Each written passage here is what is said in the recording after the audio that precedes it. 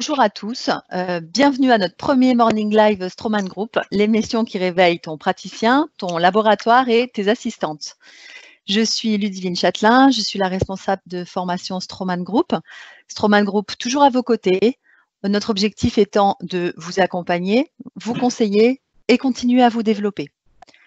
Aujourd'hui, nous avons donc la chance d'avoir la présentation du docteur Rémi Théodori, que je remercie sincèrement d'avoir répondu positivement à notre sollicitation, qui va nous parler effectivement de la gestion optimale de la reprise de l'activité.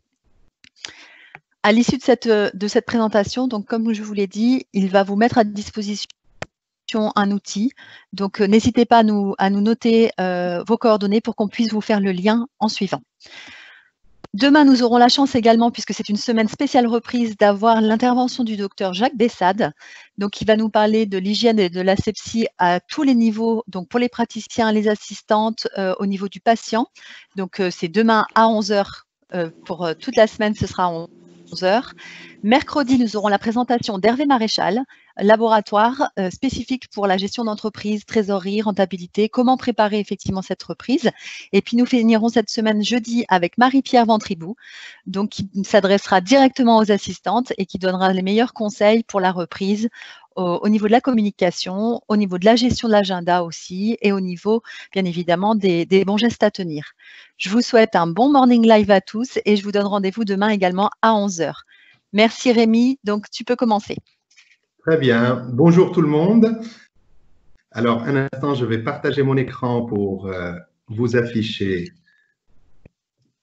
mon diaporama. Ludivine, vous pouvez garder votre micro allumé, comme ça, si jamais j'ai besoin de vous poser des questions sur l'apparition de l'image, vous pouvez m'informer en direct. Aucun problème, je suis là, je reste avec vous. Est-ce que le diaporama... On voit bien. On voit bien. Très bien. Donc, bonjour tout le monde. Comme je vous ai dit dans la vidéo de l'invitation, je ne vais pas vous parler aujourd'hui de la galère dans laquelle on est tous passés, on la connaît. On va parler plutôt de l'opportunité que nous avons de repartir sur une page blanche. Bien sûr, si quelqu'un nous aurait dit il y a un moment, est-ce que vous arrivez à fermer votre cabinet pendant 2 mois, restez chez vous, profitez des vôtres, réfléchir à votre avenir, réfléchir à la manière dont vous souhaitez retravailler, eh bien, je pense qu'on ne l'aurait jamais fait. Et là, c'était un cadeau qu'on puisse le faire malgré nous. En tout cas, c'est ma vision des choses. Donc aujourd'hui, on va aborder, je dirais, 4 thématiques principales.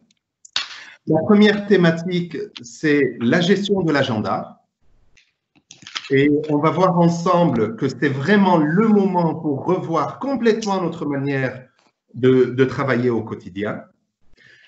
La deuxième thématique, c'est la production intelligente. Et là, je vais entrer dans le détail de ce que j'appelle une production intelligente. La troisième thématique, c'est comment on va optimiser ensemble le mois de reprise. Si vous permettez, vous coupez le micro, s'il vous plaît. Donc, c'est comment optimiser le mois de reprise. Donc, je vais vous donner un outil que j'ai conçu pour pouvoir gérer les patients prioritaires et savoir comment on va donner les rendez-vous à partir de la semaine prochaine. Et on finira par la dernière thématique qui est d'ordre de communication, c'est savoir rassurer les patients et définir les nouvelles règles avec eux. On va commencer par la première thématique de l'agenda. Alors, vous vous souvenez, quand à nos débuts, on a démarré notre objectif, eh ben, on avait le temps. On avait le temps parce qu'on n'avait pas suffisamment de patients, parce qu'on n'avait pas autant de besoins, je dirais aussi. Et donc, on se donnait le temps, patient par patient. Et notre agenda ressemblait un petit peu à ça. Ça veut dire qu'on travaillait 4 jours par semaine, on avait une majorité de rendez-vous d'1 heure, on respectait la pause déjeuner, on partait même certains jours avant l'heure. C'était des beaux jours, mais comme je viens de vous le dire, c'est parce qu'on n'avait pas autant de besoins et on n'avait pas suffisamment de patients. Et puis, avec le temps, on s'est fait un nom, on s'est créé une recommandation, et petit à petit, on a eu une affluence de patients qui a augmenté avec le temps. Et aujourd'hui, en moyenne, je parle bien de moyenne, on se retrouve avec un agenda de 20 patients par jour. Alors, je pense que rien que de voir cette image-là, c'est anxiogène. Et une grande quantité parmi vous, chez qui je vais faire des audits régulièrement, ont un quotidien qui ressemble à celui-là. Ça veut dire, à l'époque où on prenait des rendez-vous d'1 heure, on les a raccourcis, on est passé à des rendez-vous de 40 minutes, des rendez-vous de 30 minutes, et dans certains cabinets même, des rendez-vous d'1 quart d'heure. Donc, on est passé à 20 patients par jour. Petit à petit, on a grignoté la pause déjeuner et un nombre très important de praticiens. En même temps, je me suis connecté sur mon portable pour suivre le webinaire. On est à 93 participants et ça continue à monter. Alors, je peux continuer? Ok. Alors, donc on grignotait la pause déjeuner. On part tard le soir. Aujourd'hui, c'est vraiment la moyenne des agendas en France. Alors, on savait que c'était invivable et on se disait, mais on n'a aucun moyen, c'est comme ça, on le sait.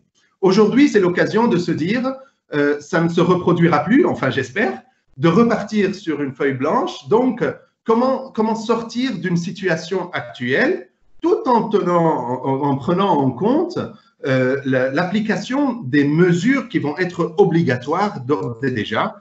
Et ça veut dire qu'aujourd'hui, tout simplement, passer à avoir 20 patients par jour, il n'est pas possible de respecter les nouvelles mesures qu'on va tout simplement s'imposer. Donc, quelle solution?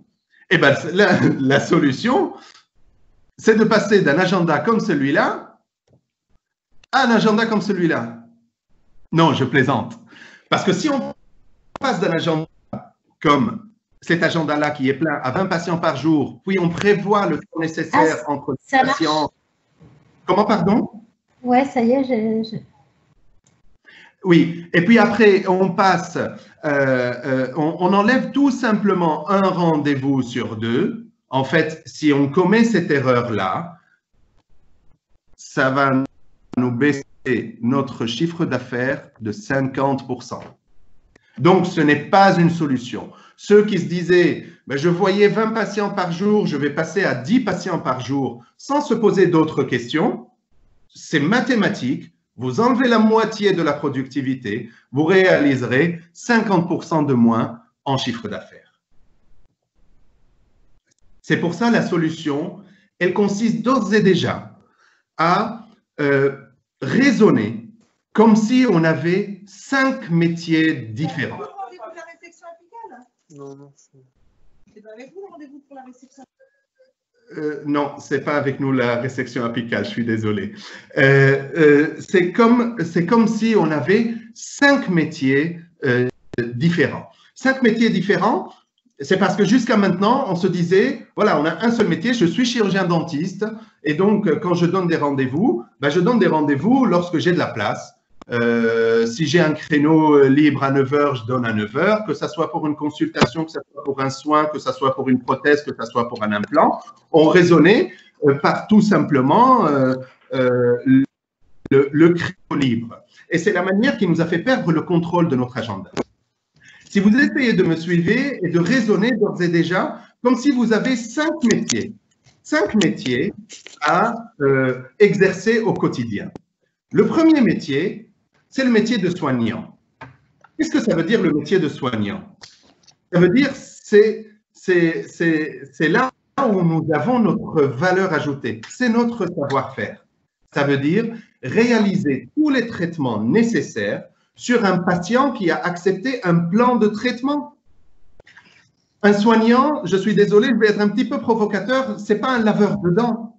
Un soignant, c'est celui qui réalise un diagnostic, décide d'un plan de traitement et réalise un plan de traitement de A à Z. Un soignant, c'est celui qui ne s'offrira pas de repos tant que son patient ne bénéficie pas de 100% de santé bucco-dentaire. C'est ça pour moi l'activité du soignant. Et on va entrer beaucoup dans le détail de cette activité de soignant. Je vais insister beaucoup là-dessus parce que ça va être le cœur de notre quotidien.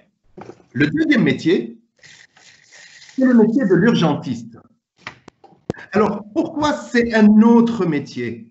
Mais parce que quand on reçoit un patient en urgence, on doit avoir le même comportement de l'urgentiste du SAMU. L'urgentiste du SAMU, il ne va pas opérer un patient accidenté de la route sur la banquette de l'autoroute. C'est impossible. Qu'est-ce qu'il va faire? Son rôle, c'est de soulager la douleur et de le transmettre vers les spécialistes qui vont le soigner. Nous aussi, quand on est en rendez-vous d'urgence, on doit se considérer comme si on est urgentiste. On oublie qu'on est des chirurgiens dentistes, nous sommes des urgentistes. Et par conséquent, un rendez-vous d'urgence, ce n'est que pour faire le geste d'urgence et après transférer le patient vers le soignant. Alors, je vous rassure, c'est toujours nous, mais c'est juste une manière de raisonner. Le troisième métier, c'est le métier du conseiller. Qu'est-ce que ça veut dire le métier du conseiller? C'est tout le temps qu'on passe avec nos patients à réaliser un diagnostic, à expliquer un plan de traitement, à l'aider à trouver des solutions, je dirais peut-être d'ordre financier pour qu'il puisse réaliser son plan de traitement. Tous ces moments-là sont des moments pendant lesquels nous sommes des conseillers. Nous ne sommes pas des soignants, nous n'avons pas les doigts, je dirais, dans la bouche du patient. On n'est pas en train de le soigner, on est en train tout simplement de le conseiller. Donc, c'est un troisième métier. Le quatrième métier, c'est le métier de manager. Qu'est-ce que ça veut dire, métier de manager? Ça veut dire à la fois gérer son entreprise cabinet dentaire, savoir la piloter, comptablement parlant, mais aussi au niveau de la gestion du personnel, se réunir avec eux, préparer ses journées de travail, s'organiser. C'est un métier à part entière. Et donc, on ne peut pas le faire entre deux patients comme on fait d'habitude, entre deux portes comme on fait d'habitude. Et le cinquième métier, et là-dessus, je vais peut-être être un petit peu provocateur, c'est le métier de bénévole. Qu'est-ce que ça veut dire bénévole? En préparant cette intervention, avec des praticiens, ils m'ont dit « Non, Rémi, tu ne peux pas dire bénévole, c'est choquant. » Là, non, ce n'est pas choquant. Parce que pour moi, quand le chiffre d'affaires horaire des soins est inférieur au coût horaire du cabinet, ça s'appelle du bénévolat. J'espère que vous êtes tous d'accord avec moi. C'est le calcul, il est simple. Regarde. Juste, Rémi, si tu me permets 2 minutes, n'hésitez pas juste à poser vos questions dans le chat juste à côté. Je ne manquerai pas de relayer les questions au docteur Théodori pour que ça soit, si vous avez des questions au fur et à mesure. Et Rémi, si jamais tu peux brancher ta caméra pour qu'on te voit en même temps, c'est top. Ce qui est dommage, c'est que quand j'ai branché la caméra, je vais le faire. Alors, attendez. Hop. Quand on a fait le test tout à l'heure, en fait, c'est soit la caméra, soit le diaporama. Ah, d'accord. OK. Bon, tant pis. C'est pas grave. C'est dommage. Mais je mettrai la caméra à la séquence des questions-réponses. Pas de souci. Merci, Rémi. OK. Alors, donc, j'étais arrivé au point de parler du métier de bénévole. Et là, j'insiste là-dessus. Ça veut dire que quand notre chiffre d'affaires horaire est inférieur au coût horaire du cabinet, ça, pour moi, ça s'appelle du bénévolat. Je m'explique. Aujourd'hui, en France, le coût horaire moyen d'un cabinet dentaire, c'est 150 € de l'heure.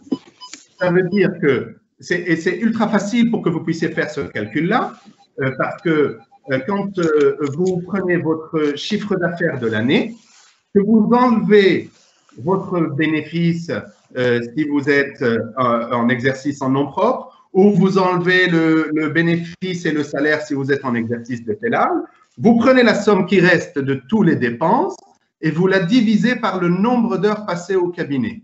Nous sommes en moyenne à 150 € de l'heure.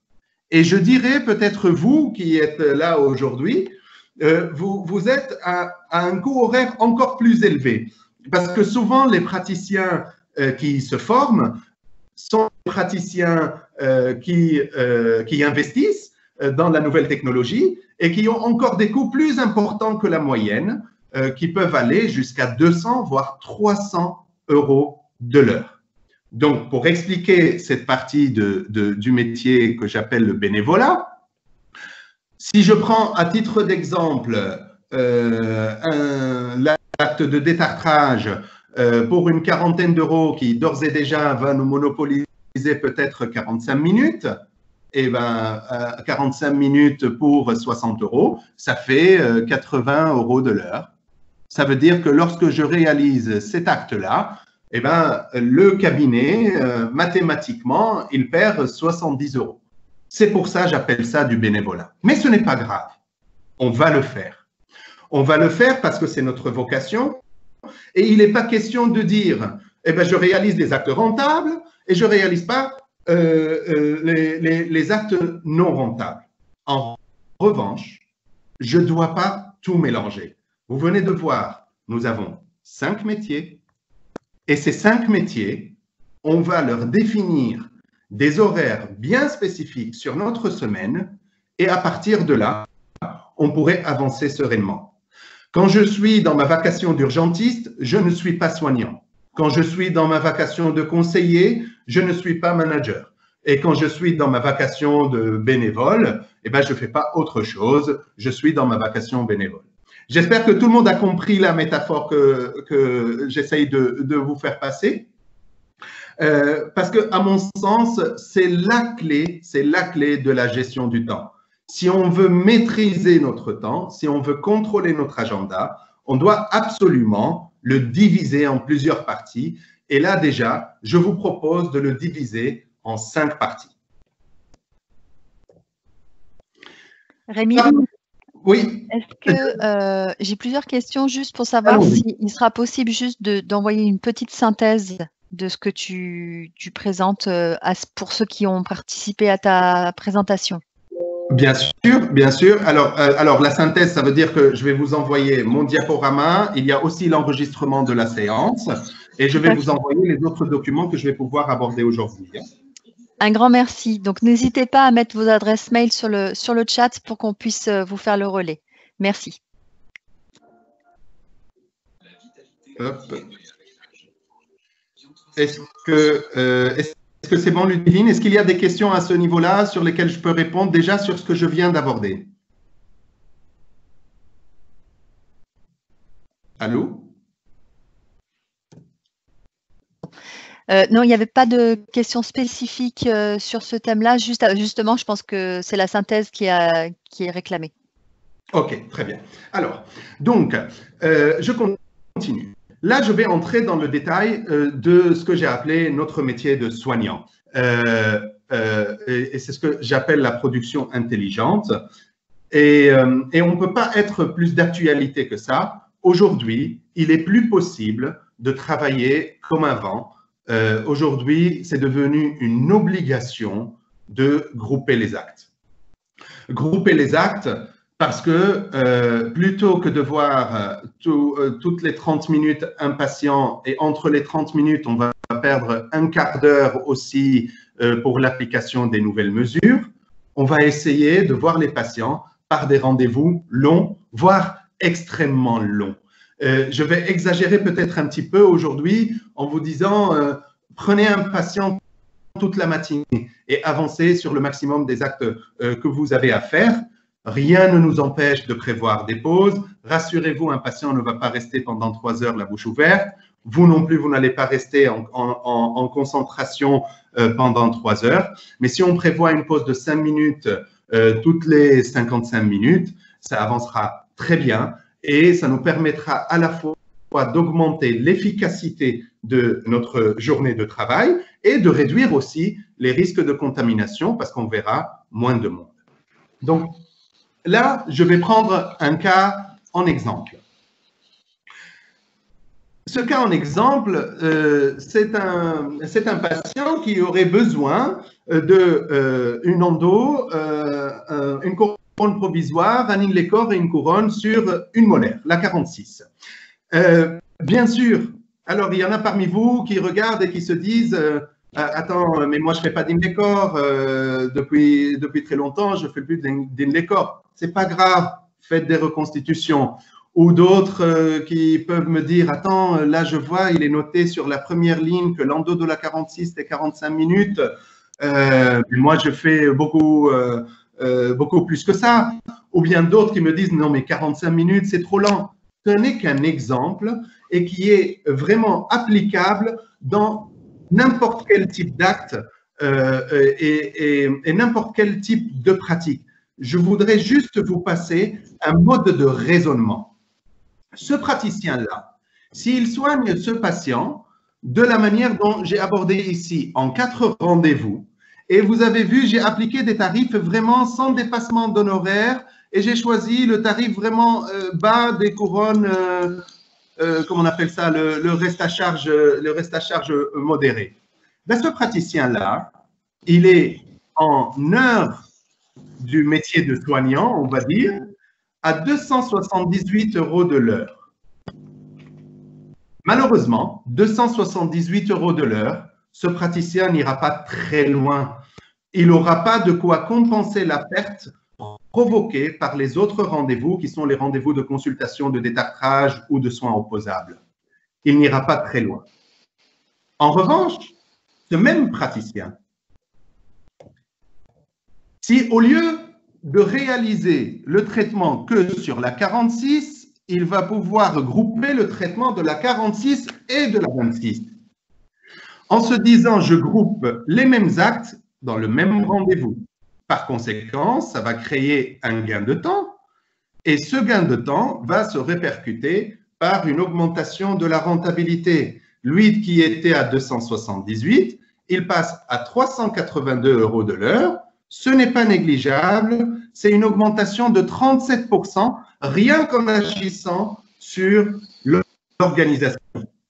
Alors maintenant, j'ai fait exprès, vous vous en doutez bien, que j'ai choisi 46 et 26.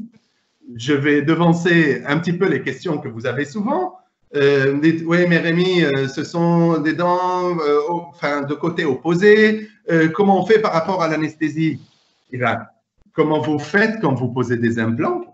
Comment vous faites quand vous faites de la paro? Comment vous faites quand vous faites de la chirurgie? C'est pareil, on anesthésie des 2 côtés sans trop se poser de questions. Et puis, il y a un autre argument, c'est la longueur du rendez-vous. Il est vrai que si on était dans un rendez-vous de 30 minutes et qu'on doit anesthésier des 2 côtés, c'est galère pour le patient. En revanche, si je commence par le haut, ici, dans ce cas-là, et je termine par le bas, à l'issue du rendez-vous, le patient, il sera anesthésié au niveau de la 46 ou très peu au niveau de la 26 et à peine on va dire 1 heure après le rendez-vous, ben, tout va bien. Donc, il va falloir sortir d'ores et déjà de ces paradigmes-là et de se dire non, non, moi je ne fais jamais 2 endos dans la même séance. Et pourquoi? On doit se poser vraiment la question. Et pourquoi? Je vais passer à l'autre exemple. Imaginez ce praticien-là, au lieu de réaliser le traitement en 4 rendez-vous, il va réaliser le traitement en 2 rendez-vous sur une seule dent, rien qu'en appliquant toujours le même tarif, etc. Sur une seule dent, il va passer à une rentabilité horaire de 437 € de l'heure et ça fait 57% d'augmentation de sa rentabilité. Oui, je suis d'accord. Il y en a certains qui vont me dire « Oui, mais ce n'est pas possible dans tous les cas. » C'est vrai, c'est vrai. Sauf que nous, on a pris toujours l'habitude de se dire, parce que ce n'est pas possible dans tous les cas, je ne le fais jamais. Ben non, d'ores et déjà, on va inverser notre manière de raisonner et on doit se dire, on doit se dire, la norme doit être par grouper les actes et le nombre de dents au maximum, sauf en cas de contre-indication. Oui, quand je suis très sous-gingival, je ne peux pas. D'accord. Oui, quand j'ai une personne très âgée, je ne peux pas. D'accord. Mais je pars dans mon organisation d'un groupement exagéré et je les enlève quand j'ai des contre-indications et non pas comme on fait souvent aujourd'hui, se dire, bon, bah, comme dans certains cas, ça ne marche pas, bah, je ne le fais jamais. Et je vais aller encore plus loin. Ce même praticien, pour traiter la 46 et la 26, si au lieu de les faire en 4 rendez-vous, il le fait dans 2 rendez-vous, il passe à une rentabilité horaire à 556 € de l'heure. C'est plus 100% par rapport à l'exemple initial que je vous ai donné. Alors, la question mérite quand même réflexion. Alors, je sais, certains vont dire c'est peut-être trop exagéré. C'est pas grave.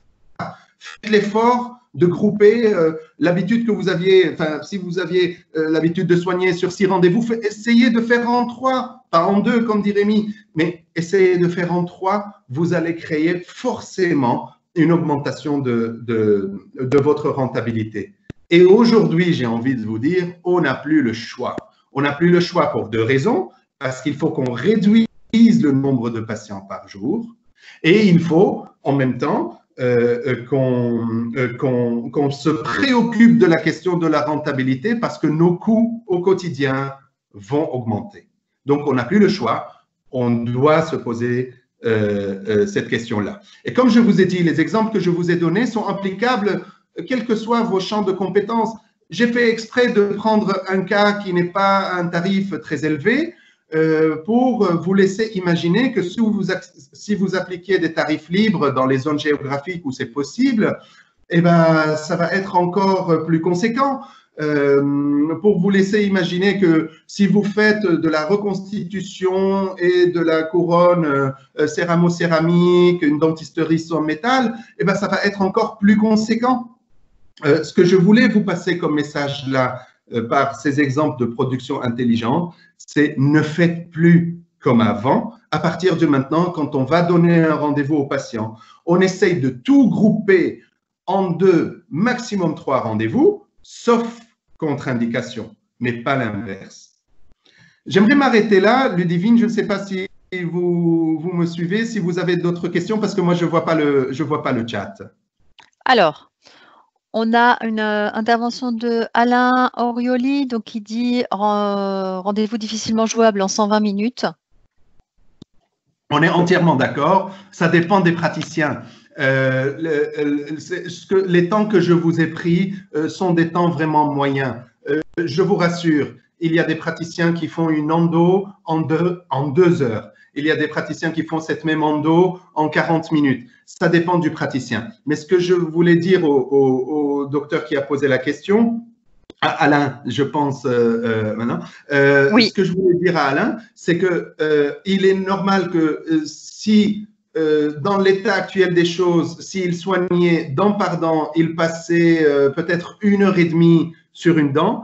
Quand il va soigner 2 dents dans la même séance, ça ne sera pas 3 heures, ça sera peut-être 2h30. L'exemple que j'ai pris, c'était 2 heures. Mais si dans son cas, c'est 2h30, ça reste aussi efficace que si on reste à soigner dent par dent. Oui, après, il disait anesthésie, plus endo, plus taille, plus provisoire, plus empreinte, etc., etc. Donc, je pense que c'est le détail, effectivement. Oui, c'est le détail de la séance. Mais en fait, ce que je voulais montrer là, je ne voulais pas qu'il adopte exactement la partie clinique. Je ne veux pas influencer vos choix cliniques. Je veux juste influencer votre manière de vous organiser. Ça veut dire que essayez de faire le maximum d'actes sur le maximum de dents, ça peut être par cadran, ça peut être par côté, peu importe, dans la même séance, ça sera beaucoup plus efficace que comme dans le passé où on faisait la majorité des cas dent par dent.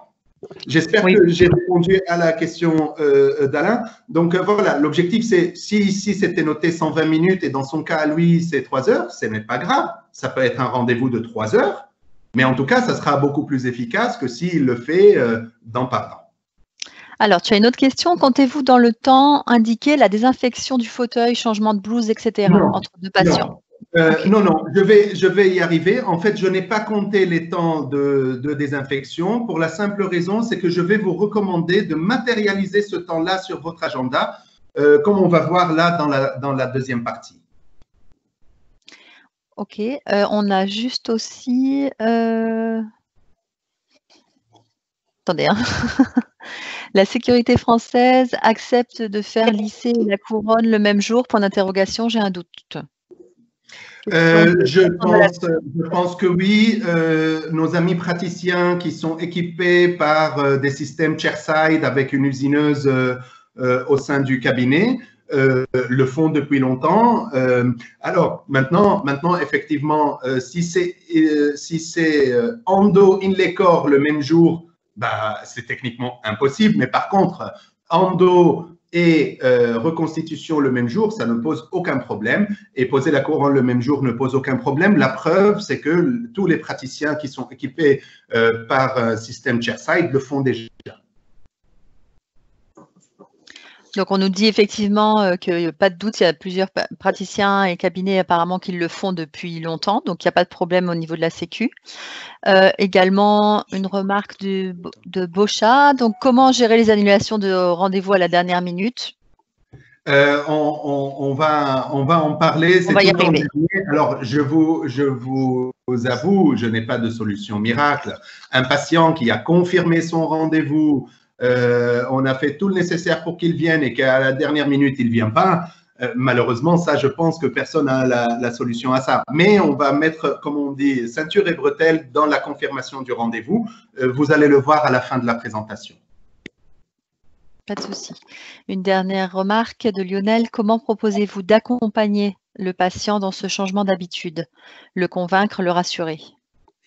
Alors, effectivement, c'est dans la dernière partie, dans la confirmation du rendez-vous, où je vais vous montrer qu'on va leur envoyer un mail dans lequel on détaille toutes les mesures qu'on va appliquer au cabinet. On va leur expliquer d'ores et déjà pourquoi notre organisation a changé pour des raisons de sécurité et d'hygiène. Et je pense que les patients comprendront. Parmi les cabinets que j'accompagne, il y a déjà des cabinets qui ont commencé à donner les rendez-vous depuis lundi dernier. On a commencé à appliquer cette méthode depuis lundi dernier et on n'a pas de retour négatif ou en tout cas très peu de patients qui ont râlé parce qu'aujourd'hui, entre nous, nous avons un argument en or qui est la question sécuritaire et donc ça, je pense que les gens le comprendront facilement. Je vais l'expliquer en détail dans la lettre qu'on va envoyer aux patients. J'ai une question aussi. Prévoyez-vous des affichages pour informer les patients que vous ne pouvez pas informer de vive voix? Donc, juste, je vais répondre moi aussi du point de vue de Stroman. On a prévu effectivement tout un kit qui va être mis à votre disposition pour que vous puissiez informer vos praticiens de votre façon de fonctionner en général et de pouvoir informer au-delà de ceux que vous aurez en contact par téléphone, par mail ou autre, mais ceux qui passeront devant vos cabinets ou vos laboratoires.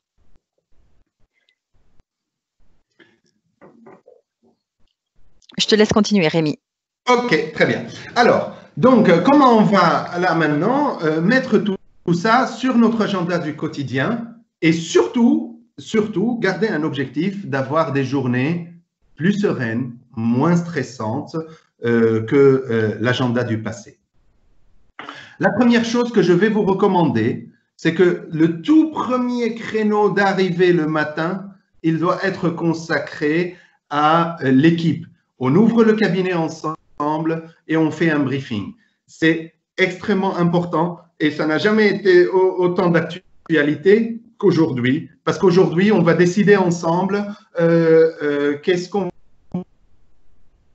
va préparer fait, l'idéal, c'est qu'on puisse préparer notre journée, préparer nos plateaux avant même de démarrer les rendez-vous. Ça va nous permettre de limiter, je dirais, à la fois le temps perdu, à la fois les mouvements. Donc, une première demi-heure, réunion avec l'équipe, on prend patient par patient et on définit qu'est-ce qu'on doit faire, dans quelle étape. Surtout là, les premières semaines, le temps qu'on prenne l'habitude, je dirais, à gérer notre nouvelle vie au cabinet. Les deuxièmes créneaux que nous devons définir au sein de notre semaine, c'est ce que j'ai mis ici, les traitements. Et ce que j'entends par là, ce sont les traitements productifs. Prévoyez 50% de votre temps de présence au cabinet en traitement productif. Si on groupe au maximum les actes et si on consacre 50% de notre temps au traitement productif, on n'a pas à craindre sur, je dirais, le résultat financier à la fin du mois. En fait, jusqu'à aujourd'hui, on ne se posait pas forcément cette question-là. Et ce qui se produisait souvent, c'est que beaucoup de praticiens me disent, j'ai travaillé le même nombre d'heures, je n'ai pas chômé, j'ai couru toute ma journée. Et il y a des mois où tout se passe bien et des mois où c'est la catastrophe. Je ne comprends pas. En fait, ça vient de là. Ça vient de la non-linéarité de l'exercice. Si on ne fixe pas des créneaux prévus à l'avance, on est à la merci du hasard. On risque de faire des journées avec une rentabilité de l'ordre de, je sais pas, 400 ou 500 euros qui ne couvrent même pas le coût de la journée, comme on risque de faire des journées à plus de 3000. Ce que je vous propose là, c'est d'avoir une linéarité de l'exercice toutes les semaines. En fait, il faudrait que toutes les semaines se ressemblent. Si toutes les semaines se ressemblent, avec le même nombre d'heures de traitement productif, le chiffre d'affaires restera linéaire. Alors, vous avez remarqué aussi que j'ai prévu un petit peu dans n'importe quel moment ces traitements productifs-là. À la fin, je vais vous donner quelques recommandations quand même pour des cas particuliers, mais ça nous permet de répondre, je dirais, à la majorité de la disponibilité des gens. Donc, d'essayer de prévoir ces moments-là. Donc, jusque-là, tout ce que vous voyez en rose, c'est notre métier de soignant. Et là, j'ai pris un exemple d'un agenda de 36 heures de travail par semaine où j'ai défini 18 heures de traitement productif. Et c'est là où on va… c'est le premier créneau qu'on doit pouvoir, décider sur notre agenda. Les créneaux suivants, c'est ce que j'appelle les créneaux de bilan de tout ce qui concerne… Ce sont les consultations pour une raison médicale. Un patient qui se plaint qu'il a des gènes ou des sensibilités, un patient qui a un amalgame fracturé, un patient, enfin, peu importe, nous avons une raison clinique et non pas simplement je voudrais faire le fameux contrôle des tartrages. Là, j'ai une demande clinique qui n'est pas forcément pressante, ce n'est pas une urgence. Eh on définit ces créneaux-là et ce sont les fameux créneaux de notre métier de conseiller. Ensuite, je définis quand même au moins un seul créneau de gestion pour notre métier de manager, s'arrêter 1 heure de temps dans la semaine pour revoir son organisation, revoir avec son équipe, revoir si on n'est pas en rupture de stock, revoir tout ça. Tout ce travail qu'on avait l'habitude de faire jusqu'à maintenant, soit le soir, soit la journée off où on ne venait pas, soit le week-end. Moi, je me dis quand même, c'est du boulot, donc essayons de l'organiser dans la semaine de travail. Et les créneaux suivants, c'est notre activité de bénévole. Vous avez compris, dans notre activité de bénévole, nous avons des créneaux pour les soins opposables, nous avons des créneaux pour le détartrage, nous avons des créneaux pour les urgences, mais ce sont les créneaux qu'on définit jusqu'à la fin. Et maintenant, si on gère notre agenda de cette manière-là, ce qui va se produire, c'est qu'on aura ce que j'appelle un différentiel de délai. Et c'est ça qui va être la clé de réussite de votre agenda. Et je dirais peut-être même le plus gros changement que vous allez vivre suivre en appliquant cette méthode. Qu'est-ce que ça veut dire un différentiel de délai? Chez la plupart des praticiens, quand je leur dis à quel moment je peux prendre le prochain rendez-vous, ils peuvent me répondre peut-être dans 3 semaines ou dans 1 mois. OK, mais ils me répondent jamais. Eh bien, ça dépend pourquoi. Parce que si c'est pour réaliser les traitements d'un patient qui a accepté un devis, donc dans les créneaux roses, ben, vous allez attendre peut-être 3 semaines. En revanche, si c'est pour un bilan, ben, vous allez avoir un délai de 4 semaines. Et si c'est une urgence, bien sûr, c'est le jour même ou maximum le lendemain. Et si c'est le détartrage, eh ben, vous allez peut-être attendre 3 mois. Ah oui, il y a certains qui peuvent sursauter là devant leur écran en disant 3 mois. Ah oui, c'est 3 mois. Pourquoi? Parce que je ne peux pas consacrer un nombre indéterminé à des actes dans lesquels mon cabinet perd de l'argent et surtout dans la situation actuelle. Je continue un petit peu. Rémi? Oui. Une question. Désolée, donc je te lis le commentaire. Désolée si c'est une question bête. Dans d'autres pays, ils ont le droit de facturer un patient pour un rendez-vous manqué. Je suppose qu'en France, on n'a pas le droit, même si c'est un rendez-vous de 2 heures. Est-ce correct? Je sais qu'on l'utilise comme un argument. On peut poser des affiches dans la salle d'attente pour que les patients appréhendent une éventuelle, entre guillemets, contravention, mais on n'a pas le droit, malheureusement. Ok. Tu as une autre question également. De Vincent. Pardon. Comment mettons les rendez-vous de soins avant de faire les actes rentables? Entre parenthèses, couronne, implant, etc. Excellente question. En fait, je considère les soins du patient qui a accepté un plan de traitement comme des traitements productifs. Si vous vous souvenez, quand je vous ai montré l'exemple, j'ai mis l'endo, l'acte endodontique, dans le traitement productif, alors que c'est un soin opposable, on est limité dans le tarif. Donc, je tiens à vous rassurer sur une chose. Ce que vous voyez en rose là sur l'écran, on peut mettre là-dedans tous les traitements qu'il y a à faire sur le même patient à condition de tout grouper. Ça veut dire que si je vais mettre des rendez-vous que de composites, ça ne marchera pas. Par contre, si je prévois des composites à chaque rendez-vous prothétique que je vais voir le patient, il n'y a aucun problème à ce qu'on les considère dans le créneau de traitement. En revanche, les créneaux violets là que vous voyez en soins, ce sont les soins nécessaires, style composite une face ou 2, nécessaires pour un patient qui n'aurait aucun besoin prothétique. C'est dans ce cas-là que je le mettrai dans les créneaux de soins. Sinon, tous les autres, je peux les mettre dans les créneaux de traitement à condition de tout grouper dans le même plan de traitement. Ça veut dire le plan de traitement de mon patient, il doit contenir à la fois ses composites, ses extractions, ses onlays, ses couronnes, etc. Allô? Allô? Ludivine? Excuse-moi, ça avait coupé. J'ai une autre question. Comment gérez-vous les urgences du cabinet et celles qui ne sont pas du cabinet? Alors, déjà, la règle, elle est claire. Alors, bien sûr, ça dépend où se situe le praticien qui pose la question, parce que je connais très bien la problématique dans les zones géographiques où on manque de praticiens, où on a énormément d'affluence de patients.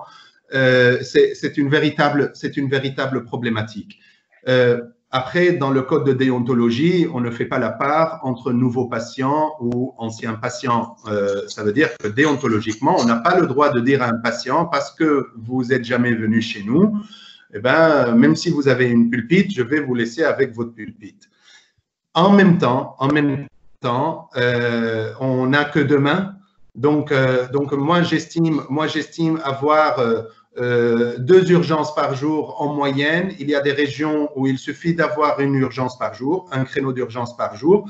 Peut-être il y a des régions où il faut prévoir 3, mais je suis conscient qu'il y a des régions où même si on a prévu 3, on a toujours 7 ou 8 demandes au quotidien. malheureusement, on n'aura pas de réponse à ça, quoi. C'est une fois on a fixé nos créneaux d'urgence du jour, on demandera à toutes les autres urgences de rappeler dès le lendemain pour voir. Malheureusement, la seule solution, c'est premier qui appelle sera le premier servi dans les zones de suraffluence de patients. Comment faire pour Merci Rémi. Comment faire pour appliquer ce type d'agenda quand nous avons un nombre très élevé de patients, nombreux appels par jour? Oui. La première chose, c'est de définir, de colorer les fonds de votre agenda. Bon, vous n'êtes pas obligé de choisir mes couleurs, mais de colorer le fond de votre agenda en divisant les zones de traitement, les zones de soins, les zones de détartrage, etc. Et ce, sur tous les mois que nous avons en avance. Après, à chaque fois que nous recevons un appel, en fonction de la nature de l'appel, on va poser le rendez-vous à sa place. Donc, effectivement, il y a des zones géographiques où on va avoir un délai qui risque d'être extrêmement long. Et quand je dis extrêmement long, parmi les cabinets que j'accompagne, il y a des cabinets qui avaient un agenda rempli toutes les 30 minutes sur 6 mois. Donc, quand j'ai réalisé l'audit, j'ai dit stop, on annule tout, on va revoir la manière de travailler. Je pense que la seule solution, c'est de restreindre les horaires de secrétariat. Ceux qui sont arrivés à nous joindre, on va leur donner leur rendez-vous et les autres, ils attendront. Bien sûr, à part les urgences. D'accord? Donc, les urgences, on doit absolument pouvoir répondre, mais dans les zones de suraffluence de patients, il y a beaucoup de cabinets qui ouvrent le secrétariat que la première semaine du mois. On pose les rendez-vous et on rouvrira le secrétariat que 3 ou 4 semaines après. Je dis par là le secrétariat téléphonique, sauf en cas d'urgence où là, le patient nous laisse un message et on le rappelle. C'est bon pour les questions.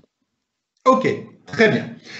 Vous avez remarqué une chose, que j'avais prévu, même physiquement, un écart de 20 minutes entre chaque rendez-vous.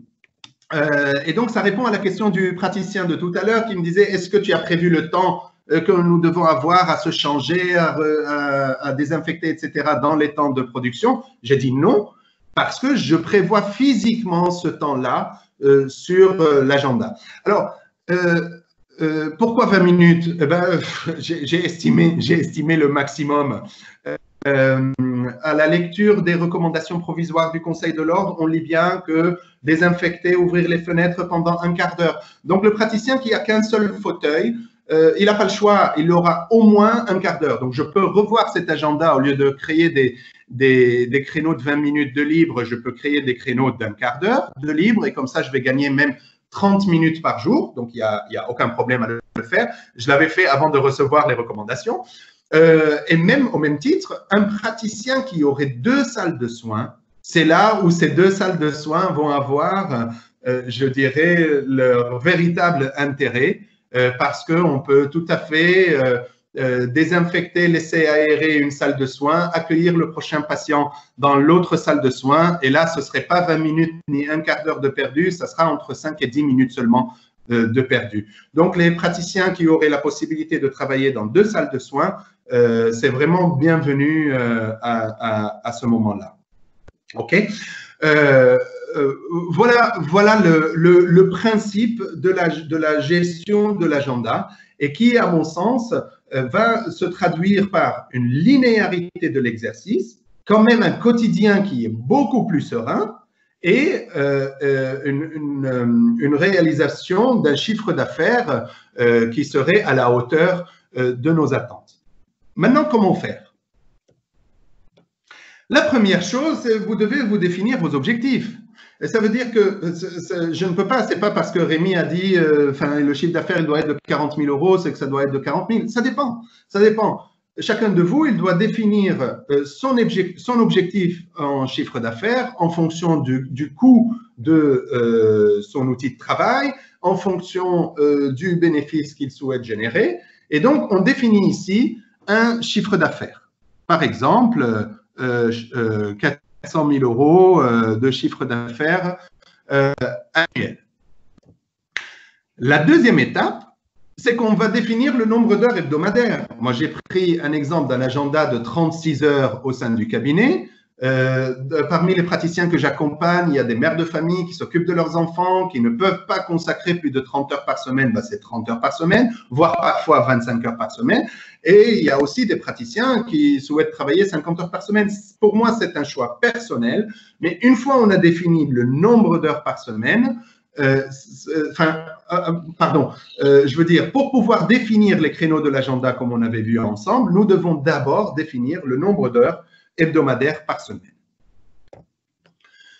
Le troisième, c'est analyser la productivité horaire de chacun de vous. Ça veut dire que tout le monde doit prendre, je dirais, une feuille de papier, noter le temps qu'il passerait pour chacun des plans de traitement qu'il va donner. À partir d'une vingtaine de plans de traitement, vous allez vous faire une idée sur votre rentabilité horaire. Si par exemple, ça va votre bulletin de salaire? Oui. Alors, si par exemple, en faisant cet exercice, vous vous apercevez qu'en moyenne, vous avez une rentabilité horaire, bien sûr en heures de traitement productif et non pas dans les autres heures, à 400 € de l'heure. OK. Et que nous souhaitons réaliser 400 000 € de chiffre d'affaires. Le calcul est très simple, c'est qu'il me faut 1000 heures de productivité. Donc, grosso modo, il faut travailler entre 1800 et 2000 heures sur l'année. OK? Donc, ce praticien-là, il faudrait que s'il enlève ses semaines de vacances, ses semaines de formation, qu'il fasse environ 25 heures de traitement productif par semaine. Donc, il faut qu'il travaille au moins 40 heures, sinon il n'atteindra pas l'objectif de 400 000 ou il revoit l'objectif à la baisse. D'accord? Mais en tout cas, pour vous dire, voilà, le calcul se fait de cette manière-là. D'abord, on définit l'objectif, ensuite le nombre d'heures hebdomadaires, ensuite on analyse notre productivité horaire. Par la suite, on calcule la moyenne des plans de traitement. Alors ça, c'est important parce que je vous ai montré un exemple tout à l'heure d'un plan de traitement avec des tarifs relativement bas. Donc, le cabinet que j'ai pris en exemple, sa moyenne des plans de traitement est une moyenne à 1500 €. Il y a des cabinets que pour la même nature, je dirais les mêmes actes, mais pas la même qualité de prothèse posée, peuvent se retrouver avec une moyenne de plan de traitement à 2500 € pour le même cas. Donc, c'est nécessaire pour pouvoir définir le nombre de rendez-vous de bilan dont on a besoin, puisqu'on peut partir sur le principe que chaque rendez-vous de bilan est une occasion pour présenter des plans de traitement. Et la cinquième condition, c'est de grouper les actes. Voilà, je vais pas m'éterniser là-dessus, je viens de me rendre compte du temps qui passe. Je passe tout de suite au dernier point, qui est de définir le nombre d'heures bas potentiel. Comme on avait vu ensemble, c'est à la fin, avec le temps qui nous reste, on le distribue entre les détartrages et les soins. Maintenant, on va passer directement sur, dès maintenant, dès aujourd'hui, qu'est-ce qu'on peut faire? Comment on va programmer la reprise? Par quoi on doit commencer? Pour ça, j'ai conçu un tableur qui va vraiment vous aider dans je dirais la définition des priorités des patients que vous allez appeler en premier pour leur fixer leur rendez-vous. Je vais vous montrer le détail de ce tableur-là.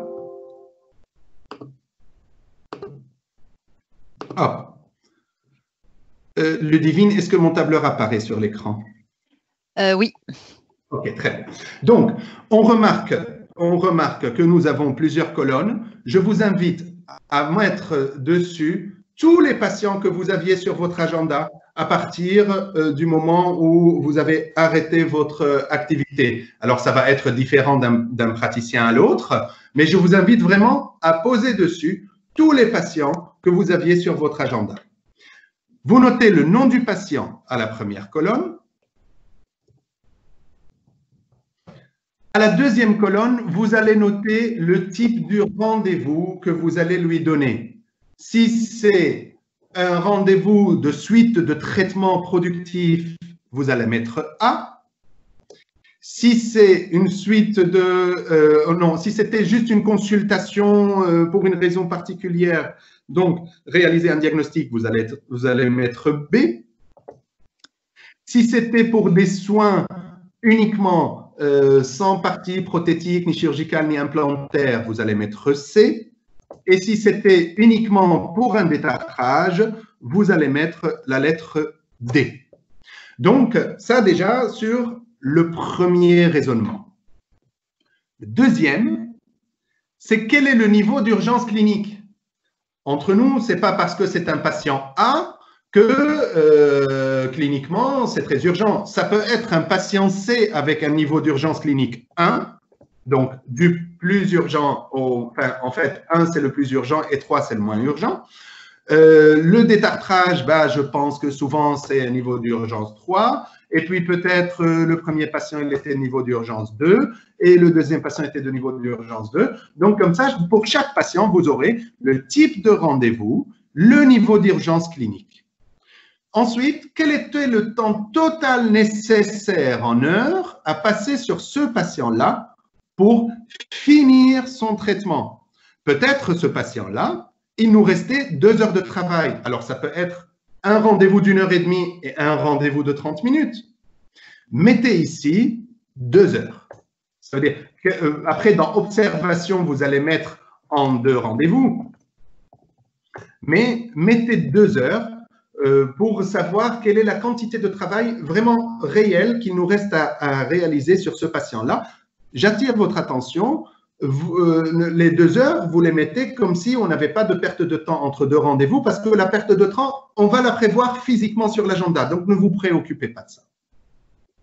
Et le montant total restant à encaisser. Peut-être ce patient-là avait déjà versé des acomptes. Peut-être qu'il n'avait jamais réglé, mais par contre, on avait bien avancé sur son plan de traitement. Donc, ça va être différent d'un patient à l'autre. Je vais prendre un exemple comme ça, voilà, de dire, voilà, ce patient-là, il restait 1 000 € à encaisser. Ensuite, j'ai le bilan. Le bilan, je vais définir le temps, c'est 0,5. Donc, ça va me prendre que 30 minutes pour... je sais pas, j'ai mis 40 €, allez, 23 €. Le soin, j'avais 1 heure de soin pour réaliser des composites à hauteur de 80 €. Peu importe. Le détartrage, d'ores et déjà, on ne peut plus donner des rendez-vous de moins de 30 minutes. Donc, on va dire 30 minutes pour une quarantaine d'euros. Et ainsi de suite. Et vous faites ça pour toute la liste des patients que vous aviez sur votre agenda. Je vais vous prendre des exemples de tableaux déjà remplis. Hop. Alors, là, nous avons un tableau qui a été déjà, qui est déjà rempli. Et vous remarquez dans le tableau que, bien sûr, j'ai caché les noms des patients. Vous remarquez dans le tableau que parfois, il nous restait rien que 30 minutes pour poser ce qui nous restait comme travail et encaisser. Regardez ce rendez-vous-là qui nous restait. Il suffisait juste qu'on passe 30 minutes, mais malheureusement, le 16 mars est passé par là et donc le patient, il est en attente. Et ce patient-là, ce serait dommage de ne pas le revoir dès le 11 mai pour finir son travail, lui poser ce qu'il fallait et qu'il nous règle l'argent qu'il nous devait. Et donc, une fois que vous avez une liste, donc 90. ce cabinet-là, ils ont noté une liste de 249 personnes qu'ils avaient sur leur agenda. La chose que vous devez faire, et c'est là où je vais avancer par étapes plutôt lentes pour que vous puissiez comprendre la manip. La première chose, vous remarquerez ici que nous avons des filtres. Les filtres vont vous permettre de classer les patients par rentabilité horaire. Donc, je dis, le filtre, c'est de Z à A. Ça veut dire par le patient où je vais passer le minimum de temps pour encaisser le maximum d'argent. Je veux que tu me les classes en premier. OK, très bien. Ensuite, je vais me mettre sur la colonne type de rendez-vous et je vais lui demander de les classer de A à Z. De A à Z, pourquoi? Parce que A, tout en premier, c'est les patients en cours de traitement. B, c'est les patients en bilan. C, c'est les patients en soins. Et D, c'est les patients en détartrage. D'accord? Et ensuite, je vais demander au tableur de me sélectionner les patients de A à Z selon le niveau d'urgence pour que d'abord, la première, je dirais, considération qui soit prise quand on va donner les rendez-vous, c'est les niveaux d'urgence. Donc, je mets de A à Z et il va me classer les patients les plus urgents en premier. Alors, l'informatique, c'est quand même plus intelligent que l'humain, parce que là, il va classer les patients les plus urgents en premier, qui ont une priorité de rendez-vous de production et qui ont une rentabilité horaire élevée. Donc, ça prend vraiment en compte tous les paramètres, à la fois clinique, type de rendez-vous et rentabilité. Et qu'est-ce qu'on s'aperçoit? On s'aperçoit dans ce cabinet-là que la quantité de travail qui restait à produire nécessitait 207,70, donc on va dire 208 heures de travail pour 114 000 euros. Vous allez tous être étonnés par la quantité de travail que vous avez laissé en cours et que si vous allez la grouper et la mettre dans le premier mois de l'activité, vous allez être surpris du montant que vous allez voir. Sur ce cabinet-là, que j'ai pris en exemple, le premier mois, donc c'est un praticien qui m'a dit « je veux travailler 40 heures par semaine ». Très bien, 40 heures par semaine, ça fait 160 heures par mois. J'ai enlevé des 160 heures par mois les créneaux d'urgence et les créneaux de perte de temps entre deux rendez-vous. J'arrive à peu près à 128 heures. J'ai pris les 128 heures premières du tableau et là, s'il réalise ces traitements-là sur les 128 premières heures de son tableau, une fois on les a classés par ordre prioritaire, ce cabinet-là va réaliser le double de son chiffre d'affaires habituel à la reprise. Alors, c'est vrai, c'est du one-shot. Oui, bien sûr, c'est du one-shot. Pourquoi? Parce que dès le deuxième mois, eh ben, ça va retomber dans une activité normale, parce qu'on va appliquer les ratios de l'agenda que je vous ai montré dès le deuxième mois, et ça retombe à une activité normale. Mais je pense que d'appliquer cette méthode-là, ça permettrait à ce que vous ayez une bouffée d'oxygène dès le premier mois. Et pour vous dire, il y a tout type de cabinet. Ça, c'est un cabinet qui fait d'habitude à peu près 45 000 euros de chiffre d'affaires mensuel. Son mois de reprise est à 98 000 euros. J'ai pris un exemple d'un autre cabinet ici, où ils font 30 000 euros de chiffre d'affaires mensuel. Et en appliquant sur ce tableau, ils ont 45 000 euros de traitement à réaliser sur le premier mois. Un troisième tableau qui réalise 40 000 euros de chiffre d'affaires mensuel. Et là, en 120 heures sur le premier mois, il lui restait 97 000 euros à encaisser. Donc, c'est pour ça que je vous disais que j'avais une bonne nouvelle à vous annoncer. Si vous faites attention à grouper le maximum de traitements productifs et que vous les fixez, vous faites en sorte de les fixer dès le premier mois de reprise, vous allez être étonné du résultat. Ça va vous donner une bouffée d'oxygène qui, à mon sens, sera la bienvenue, surtout à ce moment-là. Ludivine, je vais m'arrêter pour voir si on a des questions à ce niveau-là. Bien sûr, on va envoyer le tableau à tous les praticiens qui le souhaitent. Voilà. C'était la question, Rémi, qui revenait, savoir s'ils pouvaient avoir accès au tableau. Donc, on leur avait déjà répondu que oui. Oui. Voilà, donc il n'y a pas de question. Alors oui, mais il va tout de même falloir privilégier les vrais actes urgents la première semaine. Cela me paraît fondamental par rapport à la rentabilité. On est entièrement d'accord. Regardez, si vous classez les patients, alors que vous aviez déjà sur l'agenda de cette manière-là, là-dedans, vous n'aurez pas les patients qui vous ont appelé courant le confinement, qui vous ont appelé, qui avaient des urgences, qui ont été traités peut-être par le cabinet, enfin, qui avait la vacation d'urgence, etc. Donc, moi, ma recommandation, c'est que à partir d'aujourd'hui, ce serait de bien remplir ce tableau-là. Et chacun de vous, en fonction du nombre d'appels d'urgence qu'il a reçus courant la période de confinement, vous pouvez décider de consacrer une journée, 2 jours, ou voire toute une semaine, la première semaine de reprise, à gérer les urgences que vous avez eues pendant la période de confinement, et que vous démarrerez à partir du 18 mai dans l'application des rendez-vous comme on avait vu ensemble.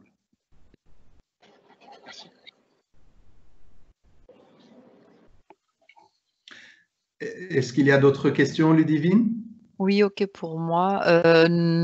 Alors, Lionel qui nous demande, imaginez-vous confier le suivi de ce tableau à une assistante, point d'interrogation, pour le premier mois de reprise, mais aussi au-delà pour l'impliquer dans l'optimisation du cabinet? Oui, cela ne pose aucun problème. Alors, vous savez, ce tableau-là, on ne peut l'utiliser qu'au premier mois de reprise. Après, il n'aura plus de sens parce que, en fait, il faut qu'on ait un volume de travail qui était en cours et qui s'est arrêté d'un coup. Donc, l'assistante, elle va pouvoir le remplir sans aucun problème. Il y aura juste si vous lui confiez déjà la programmation, je dirais, la longueur des rendez-vous, elle connaît vos temps de travail, elle peut tout remplir sauf la case niveau d'urgence 1, 2, 3 où c'est vous que vous devez renseigner, ou sinon, l'assistante, elle peut tout simplement vous noter le nom du patient, le type de rendez-vous, le montant restant encaissé, et vous remplissez la colonne rose et la colonne jaune. Ça veut dire le niveau d'urgence et le temps nécessaire pour le soin.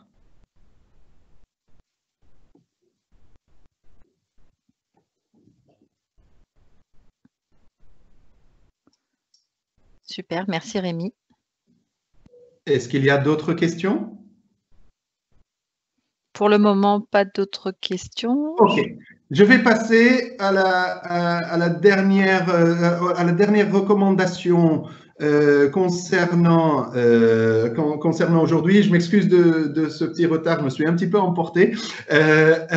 Alors, c'est la thématique de comment on va rassurer le patient dans la confirmation des rendez-vous. J'ai recommandé à tous les cabinets que j'accompagne de confirmer les rendez-vous par mail en rajoutant ce texte-là. C'est un texte dans lequel on explique aux patients que notre cabinet répond aux normes, en tout cas aux recommandations en ce qui concerne l'hygiène et l'asepsie, que notre organisation a été pensée afin d'optimiser le temps de leur présence au cabinet et leur apporter la meilleure prise en charge possible dans l'environnement le plus sécure, et qu'à cette fin, chaque rendez-vous est situé à un moment le plus propice de la journée afin de pouvoir l'organiser en amont au niveau du plateau technique. Donc, ça sous-entend, vous n'avez pas trop le choix. Voilà, si j'ai décidé que je démarre les traitements à 9 h, ben, ça sera à 9 h, ça ne sera pas à 14 h, parce qu'à 14 h, c'est peut-être mon créneau d'urgence. Ça sous-entend ça.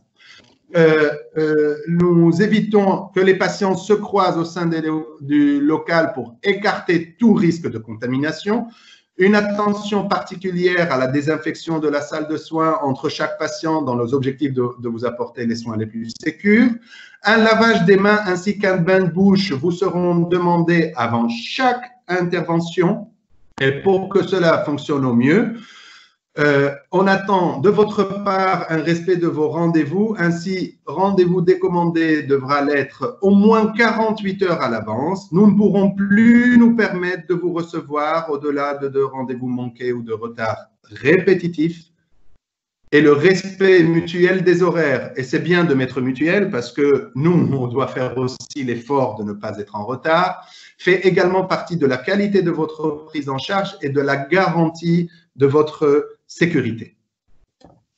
À la fin, afin de réduire au maximum votre temps de présence à l'accueil, je recommande à tout le monde d'envoyer d'ores et déjà le questionnaire médical par mail que les patients peuvent nous le renvoyer par retour de mail ou ceux qui ne savent pas trop se débrouiller, qu'ils le ramènent avec eux. Mais ça va nous permettre de gagner déjà ces quelques minutes, de gagner un petit peu de manipulation et d'échange de documents avec les patients.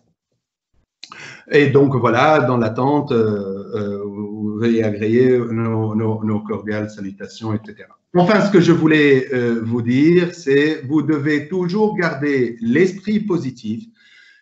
Bien sûr, sortir du cadre dans lequel vous vous êtes mis peut-être depuis des années et aller de l'avant. Déconnectez-vous de tout ce qui est anxiogène aujourd'hui, en ce moment.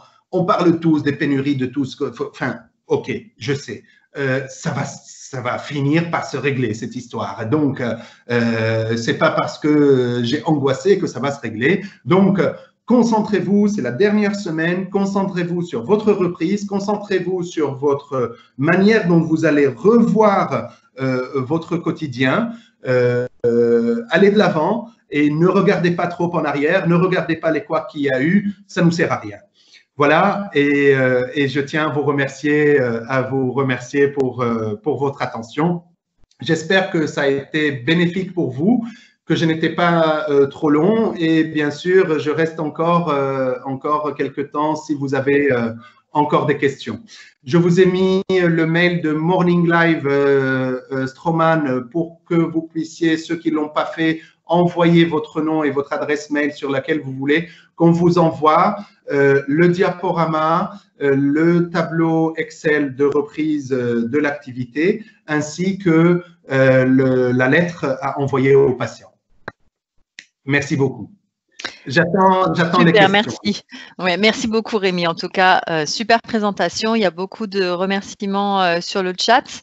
Merci aussi pour ton esprit positif et ton dynamisme. Ça a été souligné. J'ai juste une dernière question qui m'avait été posée un petit peu plus haut et que je tenais à te reposer quand même, qui a été relancée par plusieurs personnes. Oui. Bonjour. Alors, dans ce type d'agenda qui peut être encore plus poussé dans la durée des rendez-vous, il nous faut plus d'entrée de nouveaux patients nets d'acceptation de devis, car ici, on va très vite dans la réalisation des plans de traitement. Point d'interrogation. Pourriez-vous redire… Alors, excusez-moi, Ludivine, vous pouvez répéter, s'il vous plaît. Alors, dans ce type d'agenda qui peut être encore plus poussé dans la durée des rendez-vous, il nous faut plus d'entrée de nouveaux patients nets d'acceptation de devis, car ici, on va très vite dans la réalisation des plans de traitement. Ah oui, alors attention, le tableau que je vous ai montré ne concerne que le premier mois, voire les 2 prochains mois de reprise. En revanche, la partie précédente, quand je vous ai montré les créneaux de l'agenda, là, dans tous les créneaux bilan, vous avez remarqué que j'avais consacré, je pense, 6 créneaux de bilan dans la semaine. Tous les créneaux de bilan sont des créneaux qui vont nous permettre de prendre des nouveaux patients. Donc, il dit, pourriez-vous redire comment calculer ce nombre de nouveaux patients par jour afin d'obtenir un équilibre d'agenda? Ah, ok. Alors, je vois. La première chose, c'est qu'il faut qu'on ait une estimation de notre plan de traitement moyen. C'est un peu long à faire, mais vous prenez une vingtaine, voire une trentaine de plans de traitement que vous avez déjà présentés. Vous faites la moyenne de ces plans de traitement-là.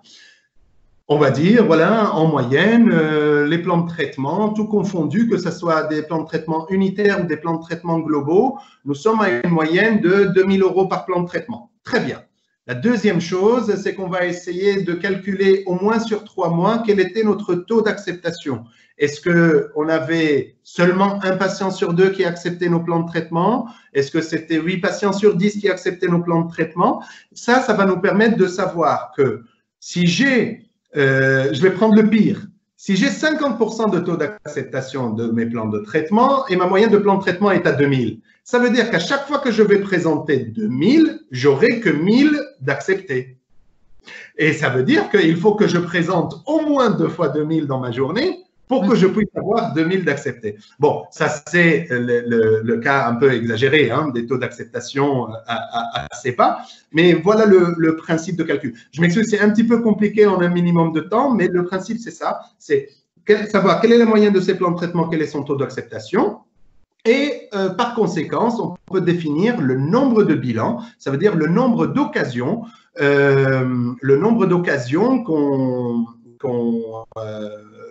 qui vont nous permettre de présenter des plans de traitement. Est-ce que Rémi, tu pourrais repasser la slide de courrier adressé aux patients? C'est la quatrième avant la fin à peu près. Le courrier adressé, vous allez le recevoir tous par mail. Oui, par mail, pas de souci. Okay. Je vous l'envoie en version Word, donc de manière à ce que vous puissiez le modifier, etc., le mettre un petit peu à votre sauce. Mais j'ai vu qu'il y a une demande de remettre le mail de… Ça y est, j'ai remis. Ouais, c'est bon. Voilà. Ça, c'est bon. Après, docteur Bell, bonjour. Les patients attendent notre reprise pour prendre un rendez-vous non encore prévu. Serait-il nécessaire de bloquer l'agenda pour ces nouveaux rendez-vous, le temps de désengorger le planning? Est-ce que le docteur parle des patients qui l'ont appelé en urgence courant la période de confinement? Pour m'assurer que j'ai bien compris la question. Les patients attendent notre reprise pour prendre un rendez-vous non encore prévu. Serait-il nécessaire de bloquer? Oui, je pense que ça doit être des patients qui ont appelé pour des raisons d'urgence courant la période de confinement. C'est pour ça, ça dépend cabinet par cabinet. Bien sûr, essayez de prévoir la première semaine de reprise pour répondre à la demande initiale de tous ces patients qui nous avaient contactés. Alors bien sûr, une raison clinique, une raison médicale, pas le patient qui voulait son détartrage à tout prix. Hein. Et puis après, à partir du 18, vous repartez sur l'agenda que vous allez tirer à partir du tableau de reprise de l'activité. Alors non, elle précise, ce sont des patients qui veulent un rendez-vous de contrôle, bilan, soins non urgents. Oui, contrôle, bilan, soins non urgents, c'est après avoir donné les rendez-vous à tous les patients de la liste du tableau. Une fois que vous avez donné les rendez-vous à tous les patients de la liste de votre tableau, là, vous verrez combien de temps il vous reste pour ces patients qui ont des soins non urgents. Il y a certains cabinets qui vont se retrouver avec peut-être 2 mois de délai avant de pouvoir donner ces rendez-vous. Ça me semble une obligation. Ce n'est pas normal à ce qu'un patient qui avait un rendez-vous courant le mois d'avril qu'il ne puisse pas venir, alors qu'un patient qui vient de faire une nouvelle demande, qu'il puisse venir dès maintenant. Donc, je pense que comme on a eu un décalage de 2 mois, ces patients-là, si c'est non urgent, ce serait bien qu'ils attendent 2 mois. Et dans 2 mois, on les mettra dans les créneaux adaptés, comme on avait vu ensemble au début de la présentation. Ok, super. Ok, merci. En effet, délai très important. Je crois que c'en est tout au niveau des questions. Rémi, un grand merci pour cette présentation encore une fois. Merci à tous les participants. C'est un plaisir. On vous enverra donc tous les liens voilà, sur vos adresses mail. N'hésitez pas, morninglive@stroman.com pour toutes vos questions ou vos demandes. On vous enverra la synthèse et le tableau. Rémi, vraiment encore merci. Tu as plein de félicitations comme tu peux voir sur le chat. Et nous, on se donne rendez-vous donc demain pour le Morning Live avec le docteur Jacques Bessade, donc à 11h toujours, qui nous parlera d'hygiène et d'asepsie à tous les niveaux pour les assistantes, les praticiens, les laboratoires et les bonnes pratiques. Voilà, qui nous fera un petit bilan donc de 11h à 12h30 exactement. Merci à tous, bonne fin de journée, bonne continuation et encore merci beaucoup Rémi pour cette présentation hyper opérationnelle. C'était un plaisir et vraiment c'était un plaisir et même un honneur de travailler avec Stroman Group. Merci beaucoup. Merci, à bientôt. À bientôt tout le monde.